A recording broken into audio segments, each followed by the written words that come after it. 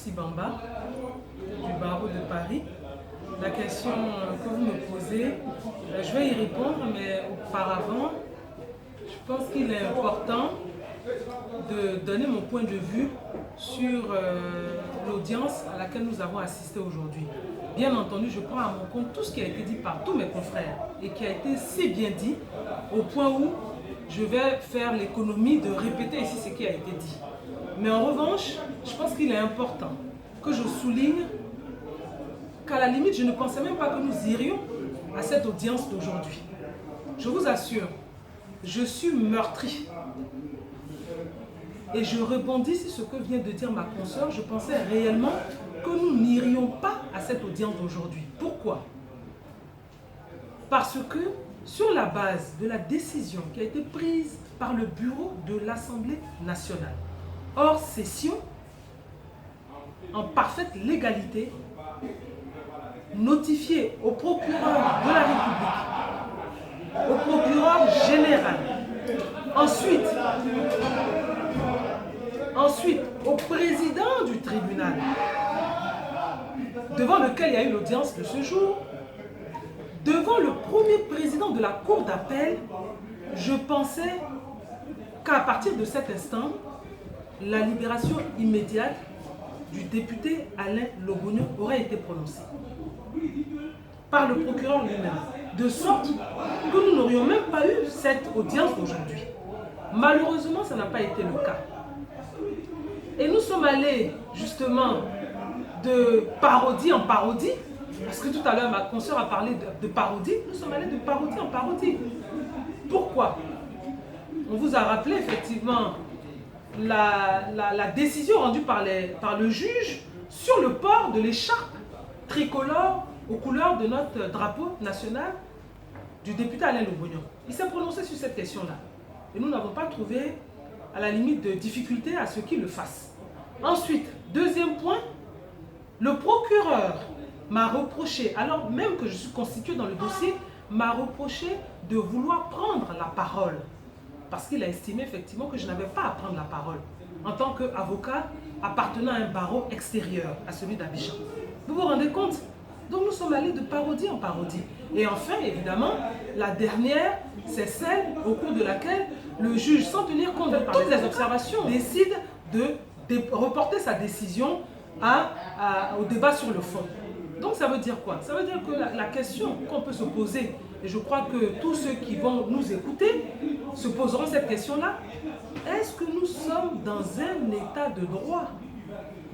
Est-ce que nous sommes dans un état de droit? Loin de moi l'idée de vouloir polémiquer, loin de moi l'idée de vouloir faire des effets de manche. Et je crois qu'aucun de mes confrères ici n'a eu cette intention. Bien au contraire, nous avons été très respectueux des règles de courtoisie vis-à-vis du tribunal.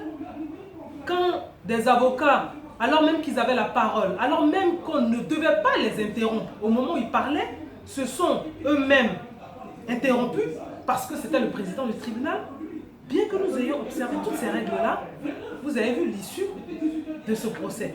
Nous avons été contraints, parce que c'est de ça qu'il s'agit, nous avons été contraints de nous déporter et donc de sortir de la salle d'audience pour ne pas être complices de la forfaiture qui était en cours. Évidemment, ça me permet de rebondir sur votre question. En effet, on peut se poser la question, est-ce que c'est un procès réellement par rapport à des faits de flagrant délit, donc d'une infraction qui a été constatée et qu'on veut punir, ou alors c'est un procès de société que nous voulons construire? Où nous voulons aller? Est-ce que nous, professionnels du droit, nous avons le droit d'accompagner des professionnels aussi du droit dans cette dérive? C'est de ça qu'il s'agit. Il faut peut-être tirer la sonnette d'alarme. Et c'est ce que nous avons fait. C'est ce que nous avons fait pour dire non. Il est temps d'arrêter. Il est temps d'arrêter de se poser de vraies questions. Parce qu'on aurait pu effectivement, par extraordinaire, se dire, bon, allons au fond. Même s'il s'agit effectivement d'incompétences qui sont, je dirais, relatives, n'est-ce pas, à la compétence du tribunal, donc du juge, même si c'était cela, on aurait pu dire, allons au fond. allons au fond voir jusqu'où ça va. Mais nous avons estimé que là, trop, c'était trop. Trop, c'était trop. Et là, c'est bon. On tire la sonnette d'alarme et on dit, allez-y, faites ce que vous avez envie de faire. Nous, on refuse de participer à ce spectacle grotesque. Faites ce que vous voulez faire. Vous avez décidé de continuer le procès, continuez le procès. Mais nous, on ne va pas participer à cela. Voilà, en fait, ce que nous avons voulu dire. Bien sûr, en le faisant, on le fait aussi en toute responsabilité. En toute responsabilité. Et nous allons attendre les suites, effectivement, de ce procès. Et je dis un dernier mot pour finir, pour indiquer que notre client a été interpellé le 16. Donc, en principe, sa détention court jusqu'à demain. Après demain, ils n'auront pas d'autre choix, effectivement, que de le libérer. Maintenant, s'ils décidaient de continuer le procès, mais ma foi, je ne sais pas comment ils le feraient sans avoir des avocats dans le dossier. C'est ça, la réalité. Et je pense qu'il est important. Exception concernant l'immunité parlementaire du député Le Bognon. L'immunité parlementaire qui s'est matérialisée par un arrêté du bureau de l'Assemblée nationale qui a demandé donc la suspension des poursuites et la suspension de la détention. C'est une exception. Donc les avocats du député Le Bognon ont demandé que cet arrêté soit appliqué. Ils ont également demandé, conformément à la loi de 2005 sur les anciens membres du gouvernement, qui prévoit une procédure spéciale, c'est-à-dire la saisine de la Cour suprême qui doit donner son autorisation pour suivre un ancien ministre. Et après cette autorisation, la Cour suprême également désigne un juge d'instruction pour instruire cette procédure. Donc ce sont les deux exceptions principales qui ont été soulevées devant le tribunal. Le tribunal n'a pas jugé nécessaire de répondre à ces exceptions qui pour moi sont capitales et a joint ces exceptions donc au fond pour rendre une seule et même décision après la plaidoirie des avocats. La question, je ne suis pas constitué, je ne suis pas conseiller de M. Le Bognon. On verra bien ce que les avocats décideront après que ces exceptions aient été jointes avec la procédure. C'est l'honorable Kwasi Patrice, député de la commune de Yamoussoukro et membre du bureau de l'Assemblée nationale également. J'en profite également parce que j'ai vu plusieurs commentaires concernant la décision qui a été prise par le bureau de l'Assemblée nationale. Plusieurs personnes s'autorisent à venir commenter, à venir apprécier la légalité des décisions du bureau de l'Assemblée nationale. Je vous rappelle une chose qui me semble importante.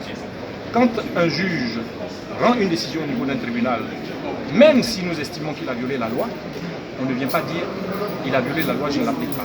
On fait appel. Lorsqu'un ministre prend un arrêté qui est illégal, on ne vient pas dire je n'exécute pas l'arrêté ou je n'exécute pas le décret du président de la République. On fait un recours pour excès de pouvoir, on exécute la décision qui a été rendue.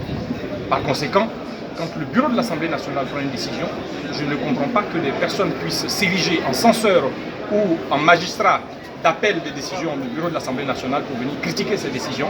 Ils n'ont qu'à saisir le Conseil constitutionnel s'ils estiment que c'est une décision qui est régulière. Je vous remercie. Alors, je suis Maître Santé, un des avocats du collectif qui défend le député Le Bognon. Vous avez constaté que le procès ne s'est pas poursuivi jusqu'à son terme avec les avocats. Alors, pour ceux qui ont bien suivi l'actualité, seulement hier, le bâtonnier de l'ordre des avocats, analysant la situation actuelle entre les différentes procédures et les degrés d'immunité parlementaire et les procédures visant les députés, a fait une adresse pour demander aux acteurs de la justice de ne respecter que l'autorité de la loi. L'adresse du bâtonnier a été claire pour dire que avocats et magistrats doivent travailler uniquement comme pour boussole, en ayant comme pour boussole la loi. Alors donc la défense en venant cet après-midi à ce procès n'était guidée que par la stricte application de la loi. Et donc c'est en application de ce principe de la légalité, qui est d'ailleurs le principe cardinal qui gouverne le droit pénal, que nous avons soulevé un certain nombre d'exceptions, notamment sur la compétence du tribunal. Pour dire que, d'abord, les conditions du flagrant délit n'étaient pas remplies. Ensuite, notre client est un ancien ministre et que la loi de 2005 sur les anciens membres du gouvernement a empêche qu'il soit poursuivi en flagrant délit. Nous avons également fait observer que le bureau de l'Assemblée nationale, sous la réunion de son président, du président de l'Assemblée nationale, s'est donc prononcé sur les différentes poursuites et a clairement écrit au procureur pour demander la suspension des poursuites visant nos clients. Cette décision de l'Assemblée nationale, cet arrêté signé par le président de l'Assemblée nationale, a été communiqué à toutes les autorités judiciaires du tribunal. Je veux parler du procureur général, du premier président de la Cour d'appel, du président du tribunal et du procureur de la République. Les deux autorités qui étaient tout à l'heure à l'audience. Et nous avons également tiré les conséquences de cette situation pour dire que, en application de la Constitution et du règlement de l'Assemblée nationale, qui est bien valable puisque mon confrère a soulevé, a fait état d'un règlement de 2018, donc qui est bien pris en application de la nouvelle Constitution de 2016, a donc dit que ce règlement permettait au bureau de l'Assemblée nationale de requérir la suspension de ces poursuites. Alors, au bénéfice de toutes ces observations, heureusement, nous avons constaté que lorsque le tribunal s'est retiré, il a plutôt décidé de ne pas statuer et de joindre, comme on dit dans notre jargon, de joindre les exceptions que nous avons, de différer, en fait, pour parler simplement, de différer sa décision sur les exceptions à la fin de la procédure. C'est-à-dire, maître, expliquez-nous. Alors, pour faire simple, comme je disais, si le tribunal statuait par exemple sur l'exception d'incompétence et se déclarait effectivement incompétent, le procès s'arrêtait là, parce que c'était une manière le procès prenait fin, parce que c'est des exceptions quand même qui sont assez fondamentales. Et d'ordre public également. Alors donc, nous, la défense, espérions une décision sur ces points, soit le tribunal peut aussi dire que nos exceptions ne sont pas établies et puis il les rejette. Dans ce cas, nous pouvions continuer le procès. Mais le tribunal a plutôt choisi la solution de ne pas se prononcer immédiatement sur nos exceptions et de le faire lorsque les débats seront terminés, tant sur la forme que sur le fond. Alors nous avons contesté cette analyse parce que l'article 450, en son dernier alinéa, l'alinéa 4, faisait... Donc c'est comme si on nous disait que le barreau en fait doit être fermé parce qu'il ne fait pas le droit.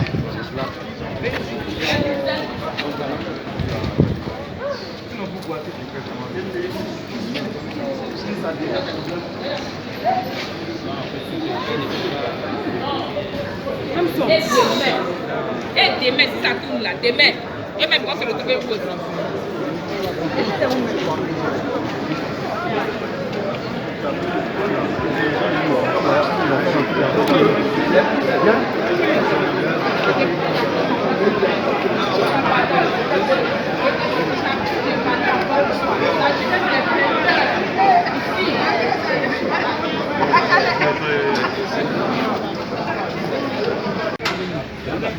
La justice. La dernière fois qu'on s'est